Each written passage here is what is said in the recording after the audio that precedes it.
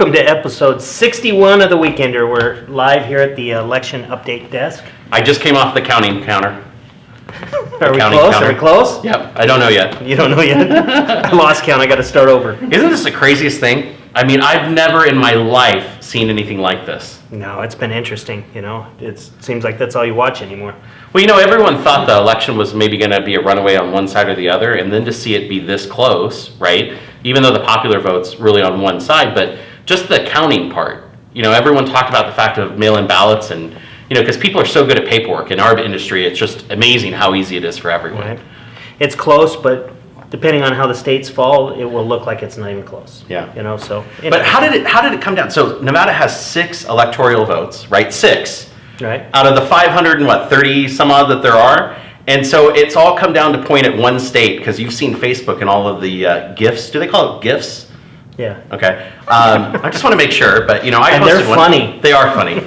They are really funny. But you know, the one I saw the other day was Nevada's last in education, and we're first to start counting. Last to finish, though. Yeah, it's that Common Core math. No, I think we may be very instrumental in determining who it is, but chances are we're probably not even going to be. And you think after this is all over, regardless of who's president, everyone's going to want to escape to Las Vegas, right? To let off some steam. So we're counting on you. Don't let us down. So anyway, what do you want to talk about? I got one. Yeah. Congratulations to Haiti Kasama. Yes. Assembly District 2. That was amazing, wasn't it? Yes. So awesome. People don't understand why that was so important. So, last year, we went through a horrible legislative session, right? It not because of anyone's personal agenda, but just because there were a lot of real estate issues that came up that harmed not only our industry, but the public. Right. And so I think the biggest issue was there weren't realtors sitting in the room. I mean, our lobbying team and our legislative team did an amazing job. I mean, they really did. And they worked brought the hard, issue. Yeah. You know, Keith Lynham was out there on TV every day. That wasn't bad enough, but they really did try to shed light on it. But if having a realtor in the room voting on it would have made a big difference. And so we made a commitment that we're going to put a realtor in those rooms. And so Haiti raised her hand not knowing what it was for. And she just did a fantastic job. She did. She worked hard, and she's going to do a great job up there, too. I'm excited for her. It wasn't a slam dunk either. I mean, no, she had to work hard. She was knocking doors. She was fundraising. And so thank you to Haiti, and thank you to all the realtors that came out in support of her and all of the voters. Tough primary and then tough election. So very But it was good. cool to see it unfold. Yeah. Hey, so I did want to ask you, because I noticed on Facebook that you had gone to the new Raider Stadium for the UNLV football game. So how was that? Well, the stadium's really cool. Yeah. They only let like 2,000 people in. Thank you, Keith, for letting me get in there with you guys. And it was an interesting experience because you're in this beautiful stadium. Does it and smell new like a car? It smells brand new. There's no stains on the floor or nothing, you know. it's not like Cashman Field at all. Oh. But or Sam Boyd, that's where they play. Yeah, that was where that used to be, yeah. But anyway, it was weird because there's only 2,000 people in there, and that thing holds thousands of people, and it just felt Isn't it like there was nobody 60,000 people that it'll hold? there. Yeah, and Wow. it just felt like there was nobody there. There was no energy, but it was cool to be in the building. So No energy, but it was really nice. Yeah. So you guys were in a suite, and so in a suite they had like the setup for the food and everything. And then you have these cool chairs out in front. Is that what it is? yeah, so Keith and them have done it for years, I guess. Tailgating down at Sam Boyd. Yeah, and they've had a suite and stuff. So this year they did it, but they only allow 6 people per suite. So he's got 18 people. It was divided over 3 suites. So That's not sweet. only are you that's sweet. Not only are you in a stadium with nobody, you're in a suite with nobody. So it was interesting. But kind it of was pick fun. which chair you want to sit in for each section of the game. We just rotated around trying to. Yeah, it was fun though. It was a good time. Like what I about said, parking and all of that? Did you get Uber down there, or did you park and? No, there was no lines in the parking or nothing. So we have parking passes, pull right in, park, walk right up to the thing. Did a good job too with the mask and the cleanliness and making sure everyone felt safe. It was an interesting production. I think they could really easily house more people and still create that though. I noticed that as everyone was videoing through the stadium, and they had all these cool Vegas TV murals and things like that on the wall, and like Casino and Goodfellas and yeah, and actually way to stereotype Las Vegas. Actually, on Facebook, as we were scheduled our live, it actually had one of the murals there, but it had Casino and Hangover. Yeah, it was just cool. neat. It was a good vibe. So Nice. So I'm excited for when they really open that thing up and we can have fans and stuff in there. I think the energy and it's just gonna be awesome. So. Yeah. Well, we saw that the real estate market continues to get tighter and tighter as far as inventory is concerned. And so you and I were just talking about it before the show that I don't ever remember a time, and I went back through some old sheets where we got below 5,000 homes for sale in the MLS, the Greater Las Vegas Association MLS. Had to be back when they had books. Yeah, well, I guess when the MLS started, you made the point that they started with one listing. But, Let's hope. But so 4,500 listings is 1.4 months of inventory. And so we know that usually in December, as it comes up, all of these listings start to expire. And then in January, a bunch of listings go on the market. Right. But last year in December 31st, we had 1,000 listings expire in the MLS. And that was when we had like 8,000 or 9,000 listings. And so can you imagine if 1,000 listings expire? We're down to 3,500. That's just a good day to pick to expire your listings. That's like every real estate agent, you're getting close to the end of the year. What date should we put on there? I don't know. Let's do December 31st, right? But anyway, it's just kind of interesting. And I think we're seeing prices still escalate because of it. We saw that there were like 3,500 sales still in the MLS. Did you see the condo stats? No. 1,480 condos on the market. And that's still kind of quite a few, but their prices have gone up by almost 40 grand. That's amazing. Right. Yeah, I think Tom was sharing with us today the median, because the stats just came out, the median Yeah. sales price is 340, 200. That's amazing. It's crazy. My entire year as president, every time I do an interview, they'd say, "Oh, what's the median price?" And I'm like, 317. And then like after 13 times of saying it, 317. And for Tom's year, it's like 320, 325, he gets to say all the good news. But he still makes it sad. Yeah. Brings it around. Brings it around. We love you, Tom. We do, yeah. So the market itself, that's one thing that we're dealing with. And we have 6 weeks left in 2020.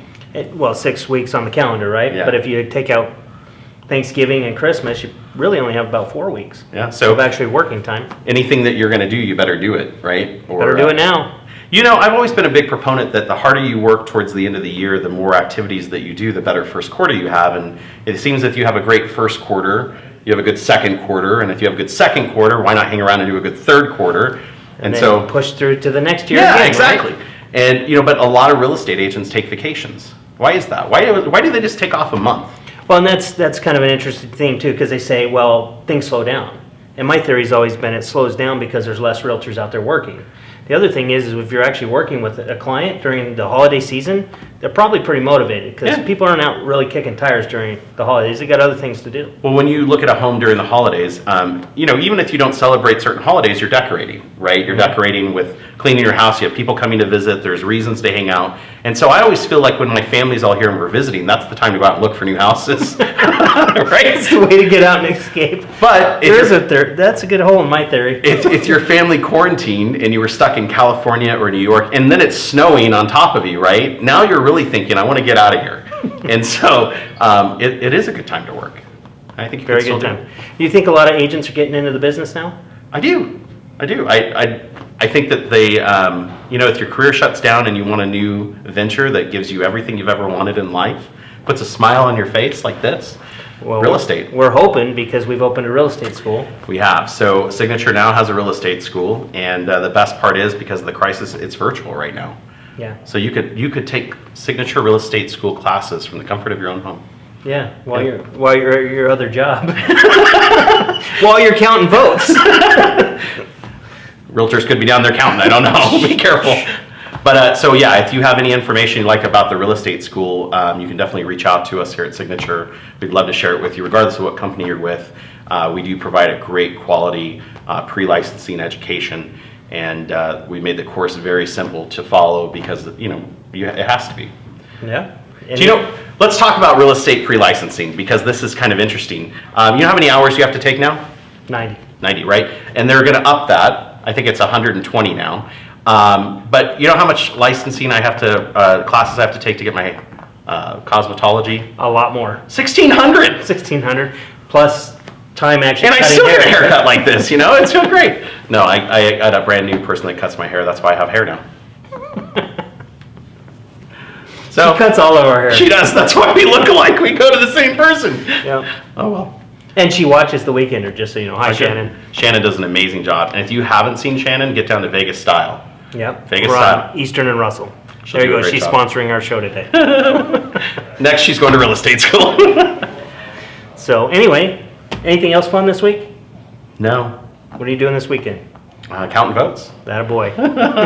Well, next week we should hopefully know who the president is, right? That's important. Let's hope. And we already know who the president is of GLVR and LVR and NVR and all of those. So all the important elections are done, and we didn't have those problems. So that hopefully the country will have worked it out by then. I think we know. I just think it just needs to be announced properly. So I don't know. I think anything could happen. My favorite meme or GIF that I've seen out there so far is, remember that movie, 6 Sense. Sixth Sense, yeah. Bruce Willis and the little kid that was in I see everything. dead people. I see dead people. What are they doing? Counting Voting. votes. I love it. The jokes, guys. The jokes. That's Here they right. are. So Anyway, another great week. yeah, we had a good training today too. I think Professional Standards had a great training today. So How long was it? 4 hours. 4 hours. It was a good time. It was actually one of the better trainings I've been in though on Professional Standards. No offense, Dave Sanders. You did it virtually? Yeah. Nice. Yeah, Well, it that was. does make it They easy. did it. Took us through mock hearing and stuff. It was good. So So for those that are out there that don't know, why do you have to go through the training? you can hear cases. But wait, you've been in the business, what, 20 years, 20 plus years? 23 years, but a lot of it is so you understand the code of ethics and you understand what an ethics violation is. Gotcha. And different things.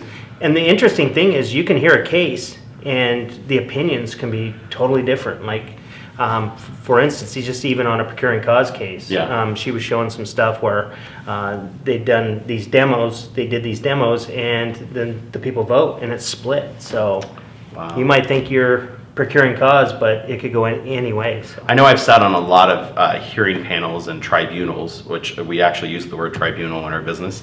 So once it's been appealed and it goes to a higher group, and it's amazing to me that, the perspective of the people that are there, and then it moves to a different panel and their perspective. And so we really do go through a pretty in-depth process.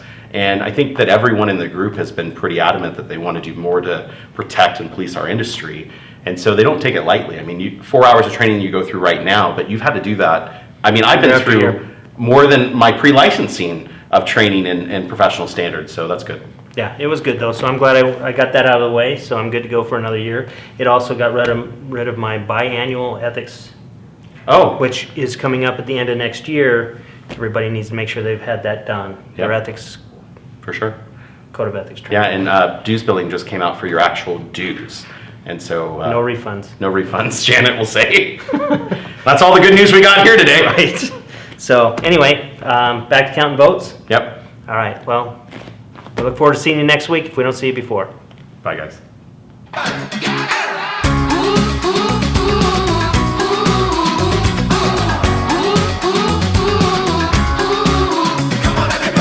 I feel the change coming, it's closer every day. I feel the waters rising.